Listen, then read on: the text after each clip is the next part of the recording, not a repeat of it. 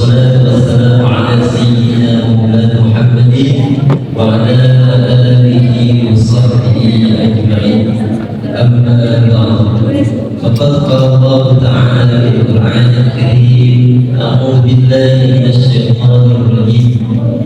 بسم الله الرحمن الرحيم. إن الله وملائكته يصلون على النبي يا أيها الذين آمنوا صلوا عليه وسلموا تسليما. صدق الله وصدق الرسول النبي الكريم، ونحن على ذلك من الشاهدين والذاكرين والحمد لله رب العالمين.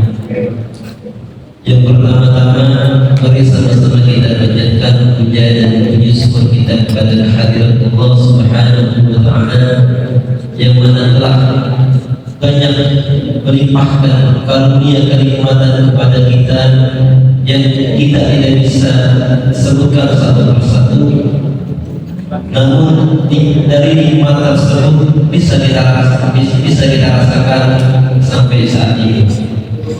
Dan tak lupa salawat serta salam senantiasa kita curahkan kepada Nabi kita baginda Muhammad sallallahu alaihi wasallam, hingga untuk para keluarganya, para keturunannya, dan untuk umatnya sampai akhir zaman nanti. Amin amin ya rabbal alamin.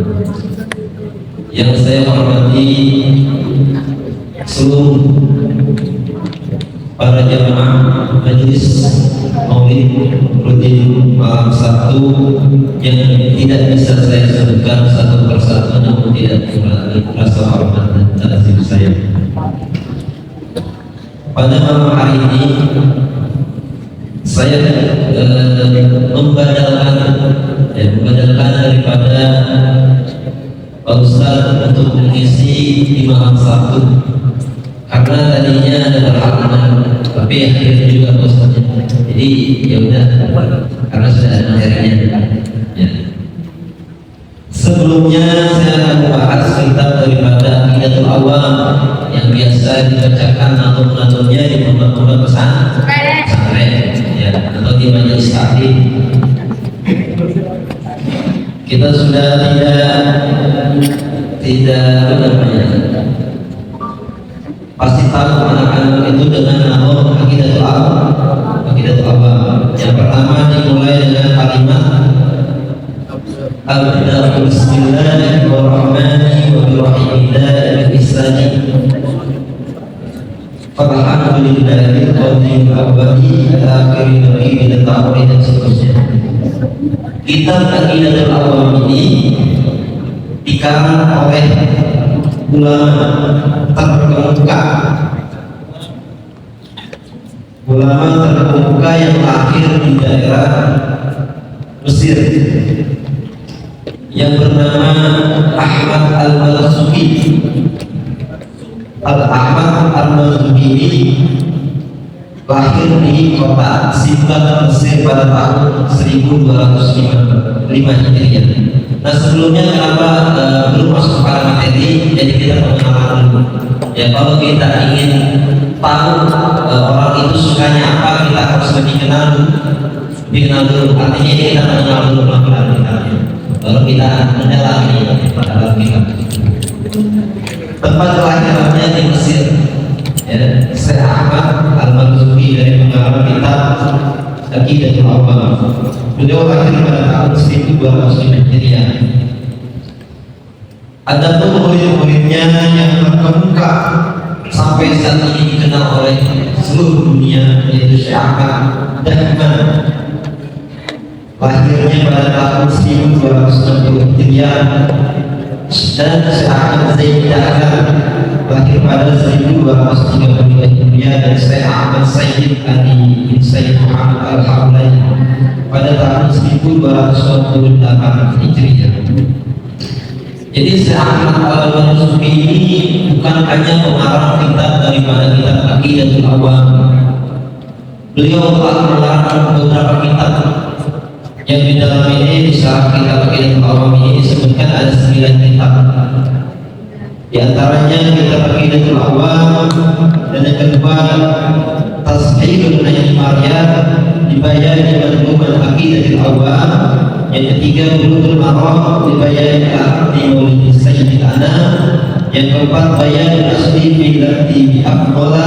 Yang kelima tashilul azlan ada nanti takwil lisan fi nahwi.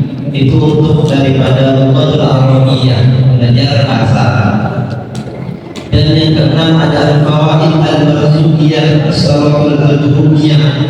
Yang ketujuh ada masumah fi qawaid al-sarfi wal nahwi. Yang kedelapan adalah tentang ilmu falak, ilmu perbintangan. Dan yang kesembilan ada tentang ismatul anbiya. Itulah karya-karya daripada Syekh Ahmad Al-Marzuqi.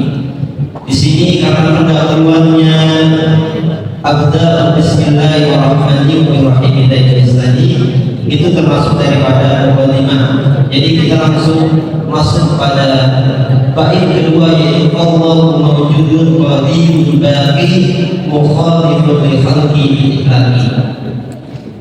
Oke, jadi kita mulai masuk pada materi.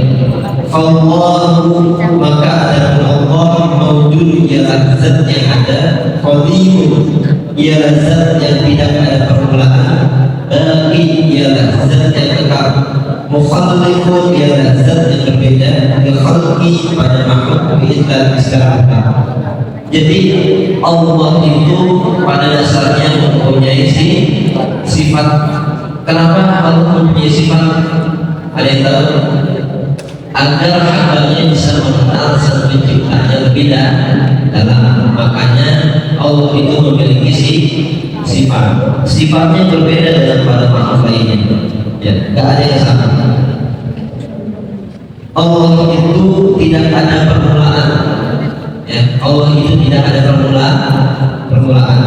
Allah itu kekal dan berbeda dengan pada makhluk secara mutlak. Yang pertama, Allah mawjud. Artinya mawjud itu apa? Wujud itu dalam artian ada. Ada.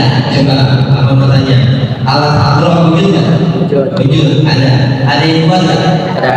Bedanya sama Allah. Allah itu wujud tapi nggak ada yang buat. Nah, bedanya di situ. Ya, jadi keimanannya beda. Kalau misalkan hadroh wujud ada, kita masih bisa lihat pakai mata.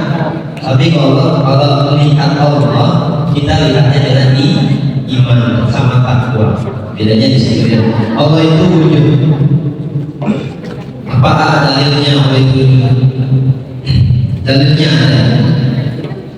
A'udzubillahi minasyaitonirrajim. Bismillahirrahmanirrahim. Innani anallahu la ilaha illa ana fa'budni. Di dalam Quran surah Taha yang artinya sesungguhnya aku ini Allah, aku ini ada Tuhan yang hak, selain aku maka sembah aku. Ya, jadi sudah ada dalilnya. Maka Allah itu yang pertama memiliki sifat wujud, ada. Paham subhanallah. Yang kedua ada yang namanya tidak. Allahu mawjudun qadimun baqi. Kenapa qadim? Tapi kenapa di sini dalam artian tidak? Ya, itu bedanya satu soal makanya menulis. Ya, kata lainnya tidak yang memiliki arti yaitu dahulu atau permulaan bagi milik Allah Ta'ala.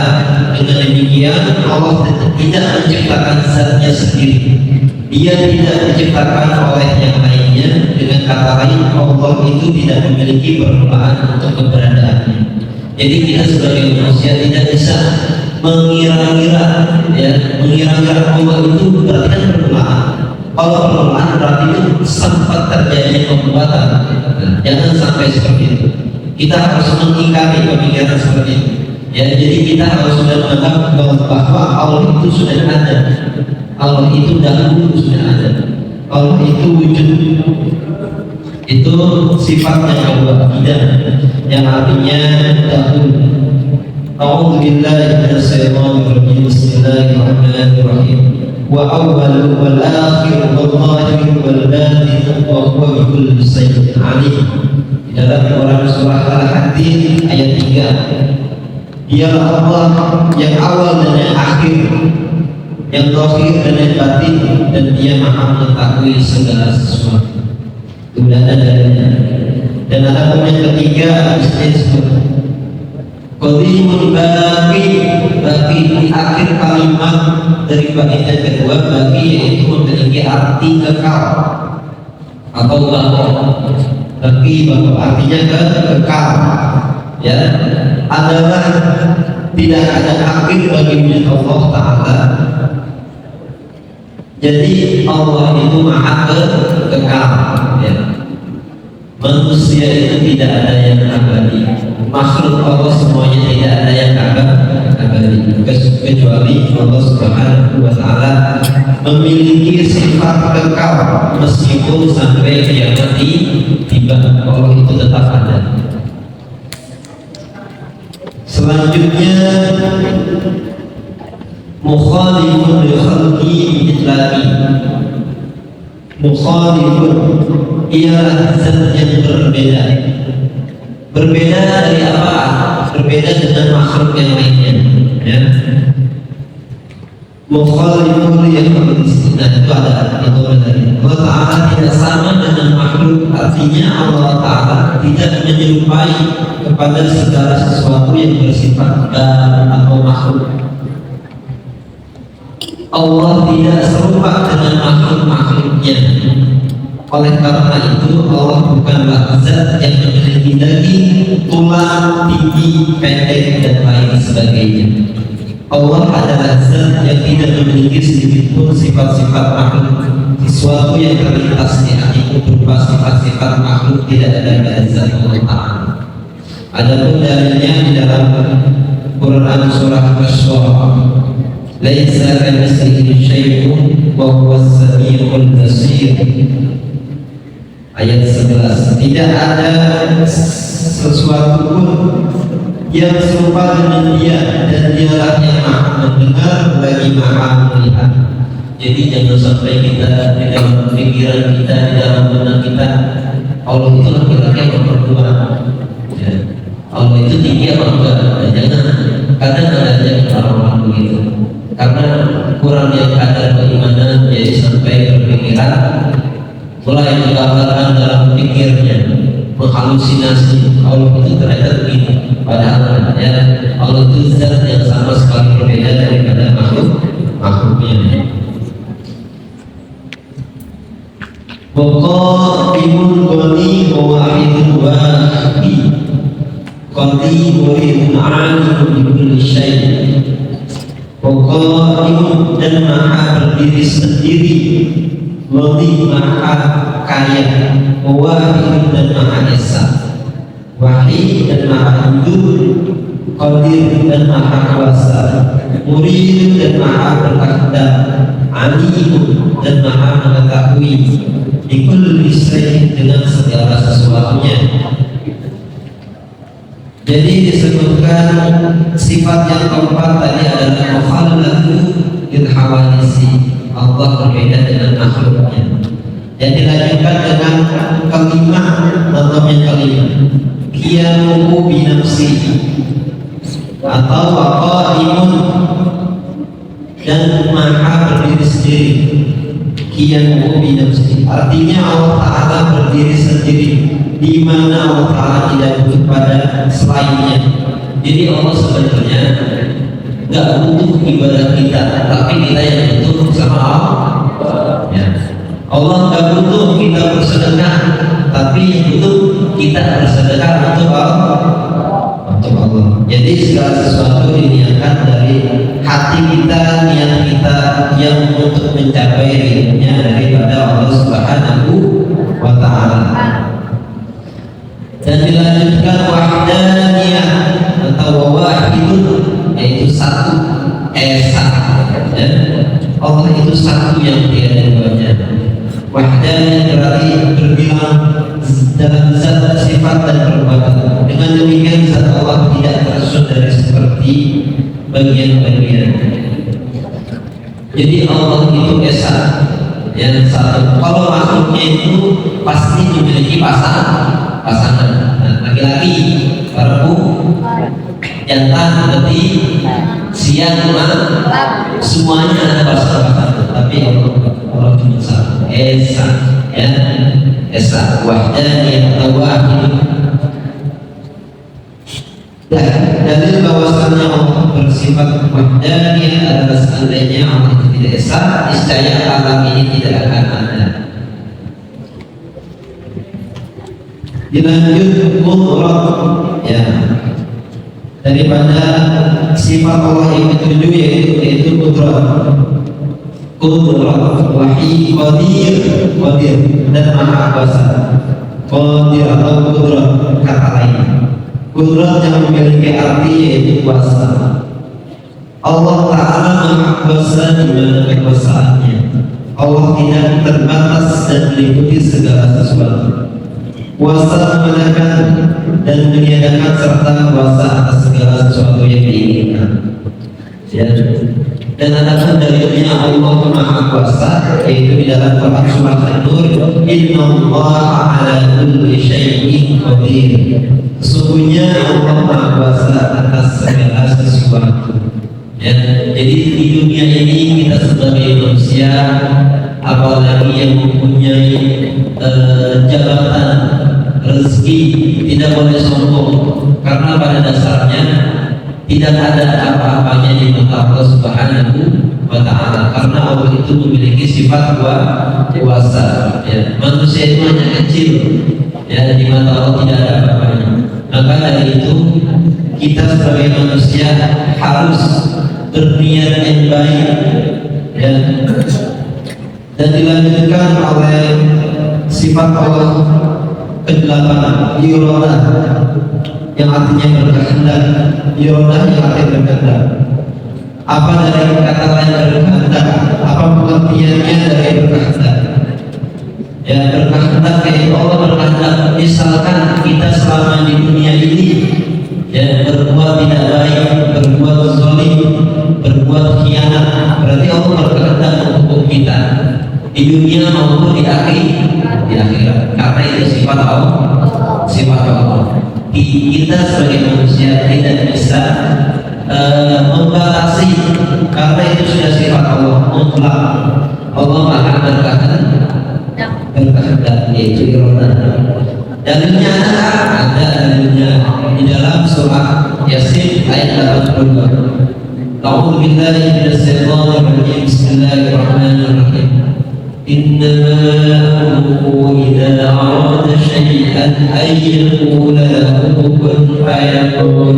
Sesungguhnya perintahnya apabila dia menghendaki sesuatu hanyalah berkata kepadanya jadilah, maka terjadilah. Ya, jadi kita sebagai manusia tidak boleh sombong, tidak boleh khianat, tidak boleh zalim kepada yang lain, karena Allah Maha berkehendak menghukum makhluk-makhluknya yang berbuat demikian. Dan selanjutnya sifat Allah yang ke-9, Al-Ali, atau Allah memiliki sifat yang artinya ilmu pengetahuan. Ya jelas Allah memiliki sifat itu. Ya, karena Allah yang menciptakan pada dasarnya makhluk-makhluk yang dikaruniai ilmu-ilmu. Dalilnya ada di Quran surah Al-Mujadilah ayat ke-7. A'udzu billahi minasy syaithanir rajim. Bismillahirrahmanirrahim. Innallaha bikulli syai'in 'alim. Sesungguhnya Allah Maha mengetahui segala sesuatu. Nah, Allah Maha mengetahui segala sesuatu itu yang berarti bahwa Allah mempunyai pengetahuan yang begitu luas terhadap makhluk-makhluknya. Dan yang ke-10, sifat Allah yang ke-10 yaitu hayyan bikulli syai'in, hayyan, yang memiliki arti hidup, artinya sama. Artinya sama, yaitu Allah memiliki arti kekal atau hidup. Allah Maha hidup, meskipun pada makhluknya siang mungkin dia bekerja, malam beristirahat tidur karena mungkin ada rasa lelah, tapi Allah berbeda. Allah maha hidup, Allah tidak pernah capek, Allah tidak pernah tidur, Allah maha hidup. Ya, maka doa yang paling dikabulkan oleh Allah Subhanahu wa taala ketika pada malam atau di sepertiga malam, ya, banyak makhluk yang masih pada tertidur, di situnya ada hamba yang berdoa kepada Allah, memohon ampun kepada Allah, menginginkan ridho kepada Allah, maka Allah kabulkan doanya. Nah, itu berarti orang itu maha hidup. Kita begadang tidak sia-sia kalau niat kita untuk Allah, untuk ibadah untuk Allah, gak akan sia-sia. Wa tawakkal 'alal hayyil ladzi la yamut, dan bertawakal kepada Allah yang maha hidup atau kekal tidak mati di dalam Quran surah Al-Furqan ayat 58.